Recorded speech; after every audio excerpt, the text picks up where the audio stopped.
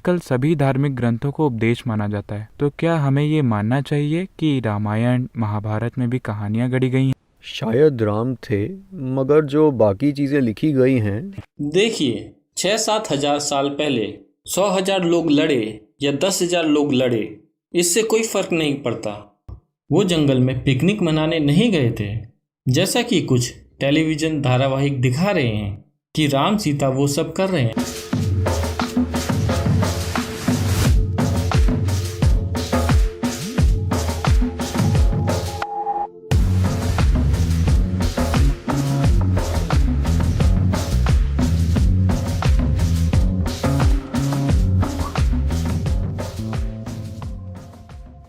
अब पौराणिक कथाओं पर आते हैं। हम जानते हैं कि इलियड होमर ने लिखा था। वो एक अंधा व्यक्ति था। उसने लिखा कि 14,000 घोड़े हैं, मगर क्योंकि हम जानते हैं कि उसने खुद घोड़ों को नहीं देखा होगा, इसलिए हम मानते हैं कि उसमें किसी तरह की ऐतिहासिक कहानी बुनी जा रही है। मगर आजकल सभी धार्मिक ग्रंथों को उपदेश माना जाता है, तो क्या हमें ये मानना चाहिए कि रामायण महाभारत में भी कहानियां गढ़ी गई हैं और उन्हें साहित्य मानने की जगह उपदेश मानना गलत है? मैंने कभी किसी को रामायण और महाभारत को उपदेश मानते हुए नहीं देखा। कुछ खास भाग हैं जो नहीं, वो नहीं मान सकते, क्योंकि वो भ्रम से परेशान हो जाएंगे।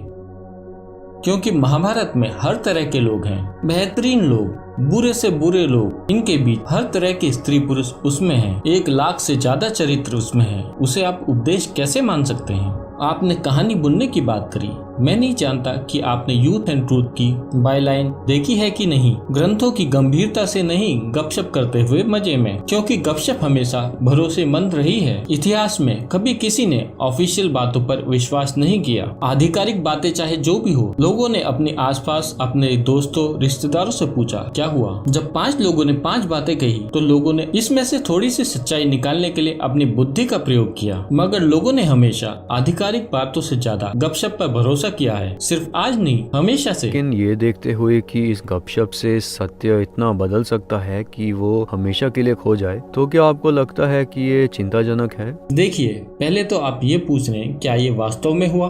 ठीक नहीं, हम कह रहे हैं कि आपने जो तर्क दिया है, ये वही तर्क है जो आजकल आमतौर पर यह कहने के लिए इस्तेमाल किया जाता है कि जो इमारतें मुगलों ने बनाई थीं, ये वास्तव में मुगल इमारतें हैं ही नहीं। देखिए, अगर आप थोड़ा और दक्षिण की ओर जाएंगे तो वहाँ लोग सवाल करते हैं कि राम थे भी कि नहीं। ये बस खराब याददाश्त का सवाल है।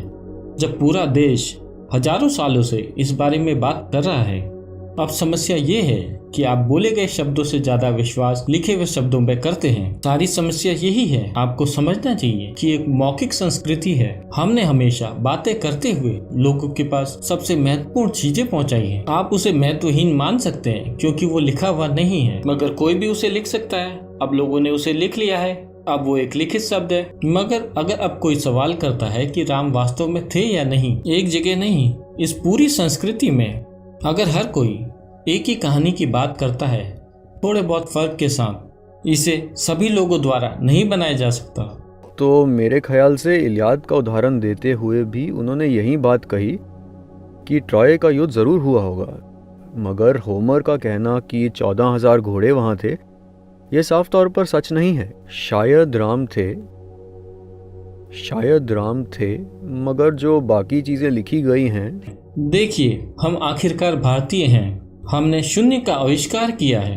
हमारे पास शून्य का आविष्कार करने की एक खास आजादी है। हम उसकी छूट ले रहे हैं। देखिए, 6-7 हजार साल पहले 100,000 लोग लड़े या 10,000 लोग लड़े, इससे कोई फर्क नहीं पड़ता। इस देश में कहानियों को जिस तरह से कहा जाता है, उसमें तथ्य नहीं बल्कि सत्य महत्वपूर्ण होता है। आप एक खास सत्य बाहर लाने की कोशिश करते हैं। उसका तथ्य कि 100,000 लोग लड़े कि 10,000 लोग लड़े, उससे क्या फर्क पड़ता है? आपको आज उस युद्ध को नहीं संभालना, वो खत्म हो चुका है। तो महत्वपूर्ण चीज ये है कि मैं उससे क्या सीख सकता हूँ। ठीक है, अगर ये एक प्रश्न चिन्ह है तो हम उसके बारे में आगे बात कर सकते। मेरे ख्याल से यही बात उन्होंने भी कही कि जब आप धार्मिक ग्रंथों को देखते हैं, जैसे आप किसी Don't call them religious. देखिए, उन्हें धार्मिक ग्रंथ मत कहिए, ये देश का इतिहास है। तो मान लीजिए कि आप किसी और साहित्यिक ग्रंथ को देखते हैं तो आप उससे कुछ सीखते हैं। Literature is different, history is different. साहित्य अलग चीज है और इतिहास अलग चीज है। साहित्य काल्पनिक हो सकता है और इतिहास में हमेशा दो पक्ष दिखाए जाते हैं, इसलिए वो हमेशा आपके लिए कुछ मतलब रखता है। मैं कहता हूँ 6000 साल पहले कोई आदमी था या कि नहीं, इससे क्या फर्क पड़ता है, जब तक कि आज मेरे जीवन में उसका कुछ योगदान ना हो। लेकिन अगर इतिहास लिखा गया है और इतिहास का वर्णन स्पष्ट नहीं है, See, this is what I am saying. देखिए, मैं यही कह रहा हूँ कि वर्णन इस तरह है। मान लीजिए 6000 साल पहले राम की एक पत्नी थी, लेकिन जिसका नाम सीता नहीं था, तो उससे मुझे क्या समस्या होगी? We are हम not ये सवाल questioning नहीं whether कर the रहे कि उनका name नाम ठीक है, उसके पिता का नाम वो नहीं था, वो अलग तरह के इंसान थे, मुझे उससे क्या फर्क पड़ता है? हम घटनाओं के क्रम पर भी सवाल कर रहे हैं यहाँ You can. कि वे कैसे हुए थे। इस पर भी आप सवाल कर सकते हैं, मगर मैं ये पूछ रहा हूँ कि 6000 साल पहले नाटक में अगर थोड़ी बहुत हेर फेर हो गई है तो ये आपकी समस्या नहीं है। समस्या सिर्फ ये है कि क्या उसमें हमारे लिए कुछ है। बात बस यही है। तो सवाल ये है कि हम इस देश में राम की पूजा क्यों करते हैं? वो कोई बहुत सफल व्यक्ति नहीं थे। अगर आप इसे ध्यान से देखें तो वो लगातार असफल रहे। आज भी कुछ समय पहले तक वो जमीन से जुड़ी समस्याओं से उलझे हुए थे, इसीलिए आपने ये मुद्दा उठाया।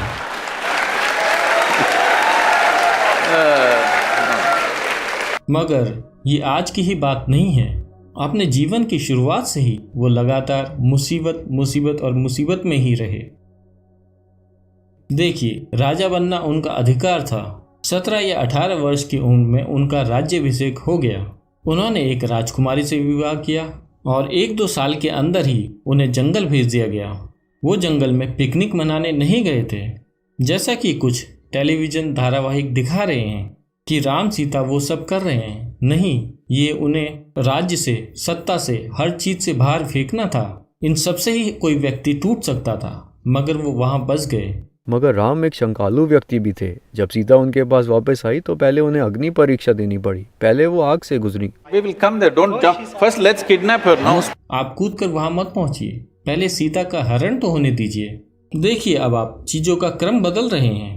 पहले उनका अपहरण होने देते हैं, अब ये श्रीलंकाई लोग आकर उनकी पत्नी का हरण कर कर ले जाते हैं। आखिरकार वो एक राजा हैं। अगर कोई उनकी पत्नी को चुराकर 3000 किलोमीटर दूर दक्षिण की ओर ले जाता है, ये पता लगाने के लिए कोई जीपीएस भी नहीं है कि श्रीलंका कहाँ पर है। उस समय एक राजा होने के नाते वो इसका कोई स्थानीय समाधान खोज सकते थे। उनसे शादी करने के लिए बहुत सी स्त्रियां तैयार हो जाती, क्योंकि वो एक राजा हैं। मगर वो सीता की खोज में जाते हैं। भारी भरकम सेना नहीं, बस वो और उनका छोटा भाई लक्ष्मण, आम लोगों की तरह। अगर कोई व्यक्ति ये जाने बिना कि उसकी पत्नी कहाँ है, जीवित भी है कि नहीं, या उसके साथ क्या हुआ है, अगर वो 3000 किलोमीटर चलकर दक्षिण की ओर जाता है, तो इसका मतलब है वो उनके लिए बहुत मायने रखती हैं। वो वहां जाते हैं और एक तमिल सेना बनाते हैं। फिर युद्ध होता है। वो सैकड़ों लोगों को मार देते हैं और एक सुंदर शहर को जला देते हैं। अपनी पत्नी को वापस लाते हैं और रहने लगते हैं। इससे पहले मैं आपको बताता हूँ, वो 1 वर्ष हिमालय में प्रायश्चित करने के लिए जाते हैं। उनका भाई पूछता है कि आप क्या पागल हैं? रावण ने आपकी पत्नी चुराई थी और आप उस आदमी के लिए प्रायश्चित कर रहे हैं। वो बोले, रावण के 10 मूल स्वभाव थे, उनमें से 9 भयानक गुणों को मारने के लिए मेरे को कोई प्रायश्चित नहीं करना, कोई तपस्या नहीं करनी है। मगर वो एक महान भक्त भी था और मैंने एक भक्त को भी मारा। तो ये आदमी 1 साल के प्रायश्चित के लिए गया। फिर वो आराम से रहने लगते हैं और उनकी पत्नी गर्भवती है। आपको समझना चाहिए कि एक राजा की पत्नी का गर्भवती होना, इसका मतलब सिर्फ एक बच्चे की बात नहीं, वो उनके साम्राज्य का वंशज है। इसमें कई और बातें भी हैं। कोई सोनोग्राम नहीं, तो उनको पता नहीं कि वो लड़की है या लड़का है। मगर एक बार फिर कुछ राजनीतिक स्थिति पैदा होती है जहां उनको अपनी पत्नी को जंगल भेजना पड़ा, जिसे आप संकालु स्वभाव कह रहे हैं। नहीं, वो हिस्सा नहीं। तो हम पहली बात से भी शुरू कर सकते हैं, जिसमें सीता को बचाने के बाद सीता को अग्नि परीक्षा से गुजरना पड़ता है, वो साबित करने के लिए कि वो शुद्ध हैं। For whom?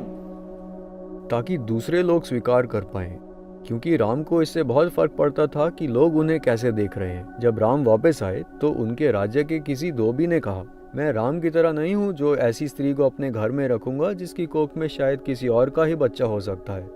इस वजह से राम ने सीता को फिर जंगल में भेज दिया। आप इसी को राम में असुरक्षा की भावना कहते हैं। पूरी कथा में राम चाहते हैं कि उनकी प्रजा उनसे प्यार करे। नहीं, चलिए ठीक से इस पर बात करते हैं। आज हमारे देश में बहुत तरह की चीजें हैं। आज मैं आपसे पूछता हूँ, क्या आप इस देश के लिए ऐसा नेता चाहते हैं जो इस देश के लोगों को अपने परिवार और निजी प्रेम से ऊपर रखे? मैं आपसे पूछ रहा हूँ, या आप एक धृतराष्ट्र जैसा नेता चाहते हैं, किसी भी कीमत पर मेरा ही बेटा? आप एक ऐसा नेता चाहते हैं जो इस देश के नागरिकों को अपने परिवार से ऊपर रखता है? ये उनके लिए सिर्फ एक स्त्री नहीं थी, उन्होंने उनके लिए जाकर युद्ध लड़ा, 3000 किलोमीटर चल के गए। ये बस एक स्त्री नहीं थी, वो सीता के लिए जी रहे थे, मगर फिर भी उन्होंने गर्भावस्था की स्थिति में उन्हें जंगल भेज दिया, अच्छी तरह ये जानते हुए कि ये उनके राज्य का भविष्य हो सकता है। देखिए, ये सिर्फ एक धोबी की बात नहीं है, यही आपकी गलती है।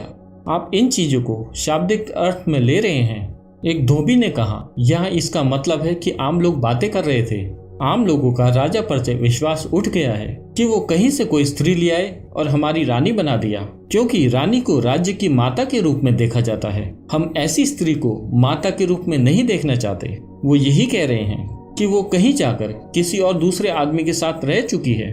उस समय के लोग यही कह रहे थे। तो अगर राजा कहता, मुझे कुछ परवाह नहीं है कि आप क्या सोच रहे हैं, मैं अपनी पत्नी से प्रेम करता हूँ और उसे अपने साथ रखूंगा, तो वो एक अच्छा राजा, अच्छा प्रशासक नहीं होता। तो उन्होंने अपनी प्रजा को उस स्त्री से ऊपर रखा जिसे वो बहुत बहुत ज्यादा प्रेम करते थे, और वो गर्भवती भी थी। ये उनके लिए छोटी बात नहीं थी, ये उनके लिए पूरी दुनिया थी। मगर फिर भी उन्होंने उसे जंगल भेज दिया। इसे नमन किया जाना चाहिए। No, please say it. No. ठीक है, आगे बढ़ते हैं। No, why? He has something to say, please. तो एक व्यक्ति के रूप में अपनी अलग अलग जिम्मेदारियां होती है। एक राजा के रूप में अलग जिम्मेदारियां होती हैं और एक इंसान के रूप में, परिवार के सदस्य के रूप में अपनी अलग जिम्मेदारियां होती है। आप अपनी पत्नी को फेंक नहीं सकते, उसे जंगल नहीं भेज सकते। ये उसे वस्तु की तरह देखने जैसा है। वे उसे गर्भवती इंसान की तरह नहीं देख रहे जिसे कई चीजों की जरूरत है। फिर आप गौतम बुद्ध के खिलाफ हैं, आप राम के हर किसी के खिलाफ हैं। मगर आपको इसे सही संदर्भ में समझना चाहिए कि अगर ये स्त्री उनके लिए कोई मायने नहीं रखती तो वो उसके लिए श्रीलंका तक नहीं जाते, लड़ाई लड़के उन्हें वापस नहीं लाते। ये उनके अंदर का अहंकार था कि वे क्या कर How सकते। can you? वो चाहते तो अहंकार में 100 पत्नियां रख सकते थे, मगर वो इस स्त्री के लिए गए जो उनके लिए इतना मायने रखती थी। हाँ, आगे बढ़ते हैं। No, you must see. नहीं, आपको उनके कहे शब्दों पर ध्यान देना चाहिए। आपको देखना चाहिए कि उन्होंने सीता के बारे में क्या कहा, वो उनके लिए क्या मायने रखती थी। कई बार शब्दों से ज्यादा जरूरी काम होते हैं। Why are you reading all this? आप उनके मन में इतने बुरे इरादे क्यों खोज रहे हैं? उन्होंने ऐसे इरादे कभी प्रकट नहीं He किए। did not express. हम अपने शब्दों से कुछ भी कह सकते हैं। देखिए, जहाँ तक आपकी बात है, आप वही जानते हैं जो आपने पढ़ा है। आप उनके जीवन के बारे में और कुछ नहीं जानते, न मैं न आप। बिल्कुल ठीक है। तो जो आपने पढ़ा है उसमें कहीं नहीं कहा गया है कि वो असुरक्षा के शिकार थे। कहीं ये नहीं कहा गया कि वो अपने अहंकार की वजह से गए। नहीं, हर जगह बहुत स्पष्ट रूप से कहा गया है। मैं आपको बताता हूँ, आज उनकी पूजा इसीलिए की जाती है क्योंकि हालांकि जीवन ने उनके साथ एक के बाद एक बड़ी मुश्किलें रखी।